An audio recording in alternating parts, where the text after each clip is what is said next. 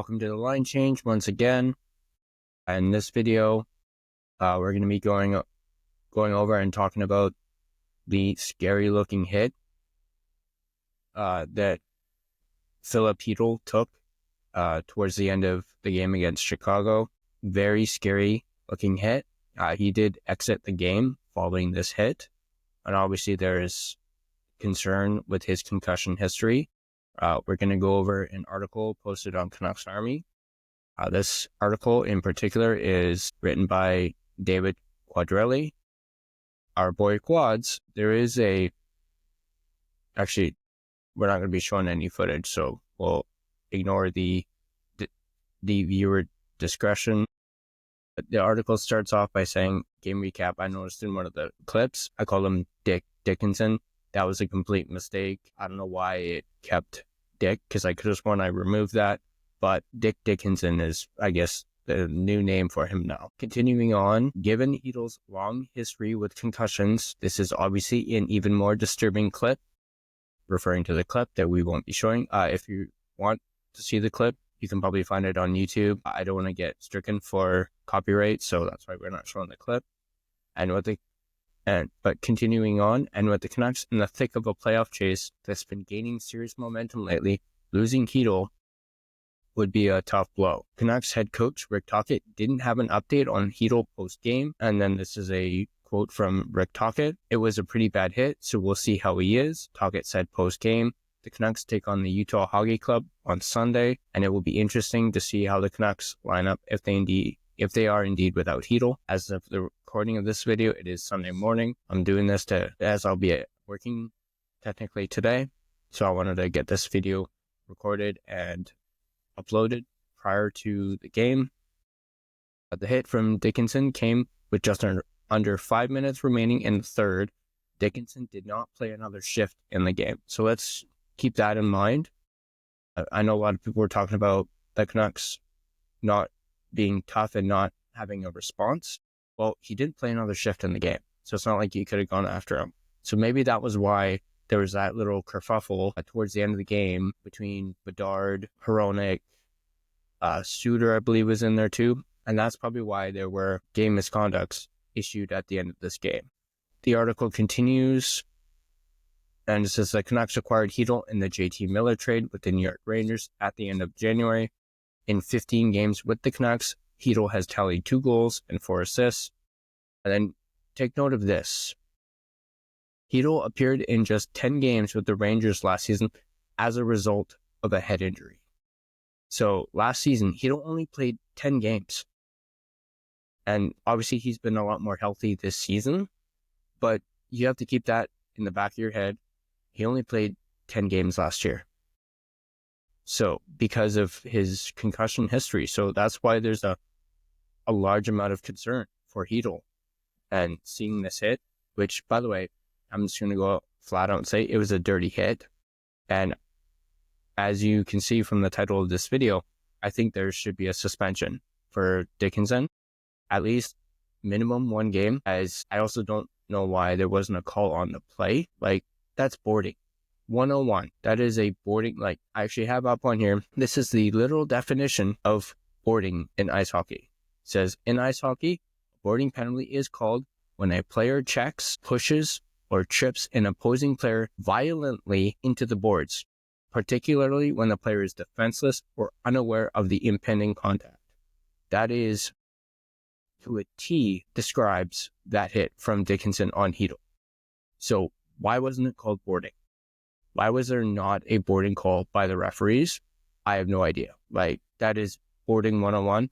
I bet you anything, if I was playing NHL 25 and one of my players laid a hit like that, it would have been called boarding every single time. And it's happened when I played the game too. So I seem to get a lot of boarding calls when I'm playing at 25, but that's that. Now we'll continue on with this article. Dickinson was a member of the Canucks for just 1 season, as the club acquired him from the Dallas Stars, sending a 3rd-round pick the other way. Dickinson, who had been a solid third-line center to that point in his career, was a massive disappointment in his lone season in Vancouver, posting 5 goals and 6 assists through 62 games while being abysmal in the faceoff dot. The Canucks shipped Dickinson off along with a second-round pick to the Chicago Blackhawks in exchange for defenseman Riley Stillman ahead of the 2022 season. After scoring 22 goals last season with the 23 Blackhawks, Dickinson has 7 goals and 9 assists through 56 games with Chicago this season. So that's going to do it for that article. But as you heard me personally, I think it should be a suspension. I'd also really like to know an explanation as to why there was no penalty on the play. I mean, it was towards the end of the game. Canucks were winning 6-2. There was no need for a hit like that. And for them to just let it go.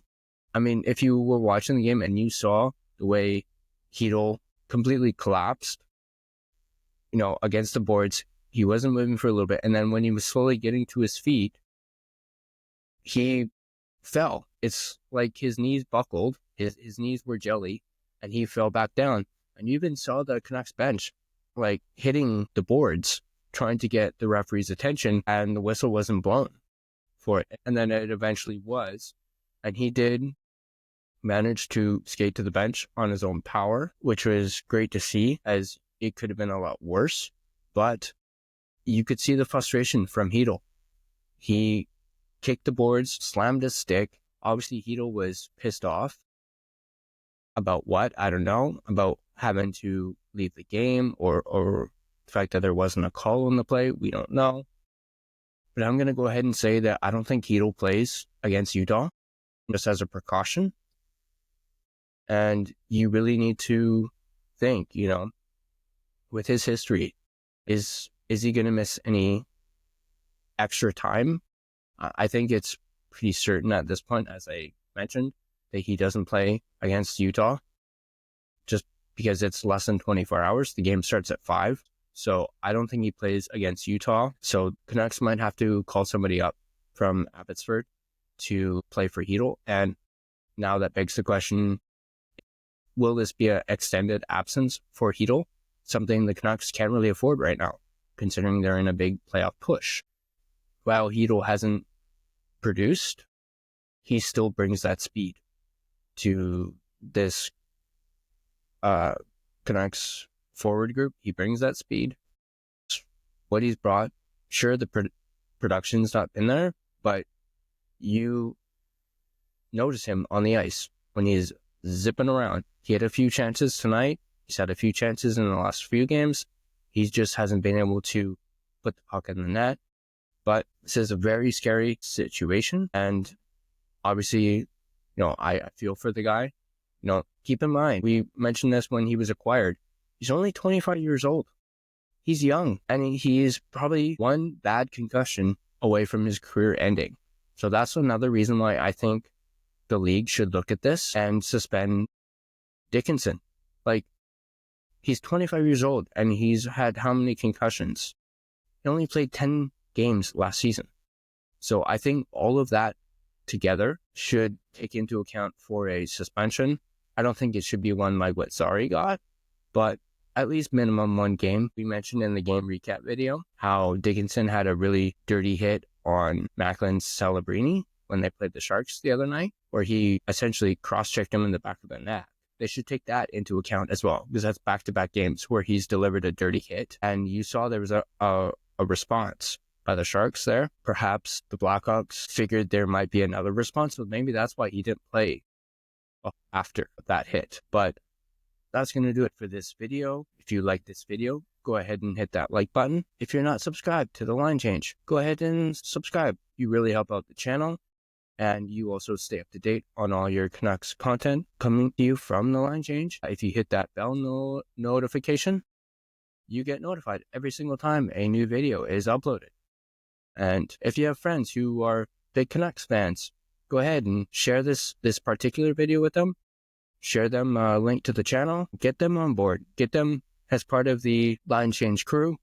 Go ahead and leave me a comment in the comment section down below. What do you guys think? Do you guys think that Dickinson should get suspended for this hit? Regardless of if you're a Canucks fan or a Blackhawks fan, should the league look into this and prevent this from happening, especially with someone with the history that Filip Chytil has? If you're listening or watching this on Spotify, go ahead and give this podcast a review. but let me know how I'm doing. Most importantly, I hope you enjoyed this video. I'll see you guys, as always, in the next video.